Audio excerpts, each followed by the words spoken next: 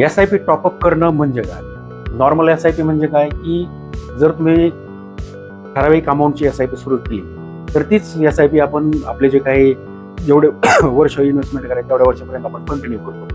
तर टॉपअप या ऑप्शनमध्ये आपल्याला तिला दर महिन्याला किंवा 6 महिन्याला किंवा वर्षाला आपल्याला टॉपअप करता येतं. टॉपअप करता येतं म्हणजे काय? उदाहरणासाठी आपण एक एस-आय-पी घेऊ. फॉर एक्झाम्पल तुमची जर ₹5,000 ची एस-आय-पी असेल, तर आपण 6 महिन्यानंतर तिच्यामध्ये आपण आपल्याला जेवढी अमाउंट वाढवायची अपेक्षा आहे किंवा इच्छित आहे ₹500, ₹1000 किंवा ₹2000, तर तेवढ्या अमाउंटने आपण ती एस-आय-पी टॉपअप करू शकतो. इव्हन ₹100 पासून पण काही फंडला टॉपअपचं ऑप्शन अवेलेबल झालेलं आहे. तर हे टॉपअप केल्यानंतर काय होतं, पहिल्या 6 महिन्यामध्ये जर आपली एस-आय-पी ₹5,000 ची असेल आणि आपण जर टॉपअप ₹500 प्रति 6 महिन्याने जर सेट केलं असेल, तर पहिल्या 6 महिन्यात 5,000 नी आपली एस-आय-पी कटेल.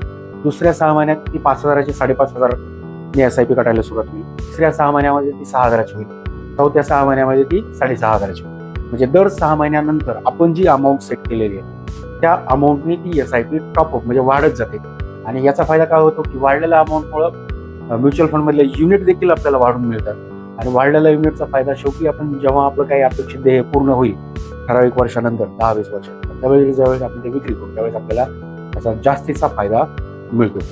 एस-आय-पी टॉपअप केल्यानंतर कशाप्रकारे रिटर्न वाढतात याचा एक व्हिडिओ आम्ही केलेला आहे. तो नक्की जाऊन बघा. आणि हा व्हिडिओ जर आवडला असेल तर आमच्या चॅनलला नक्की लाईक करा, सबस्क्राईब करा आणि म्युच्युअल फंडबद्दल अधिक माहिती करून घेणाऱ्यांकडे हा नक्की शेअर करा.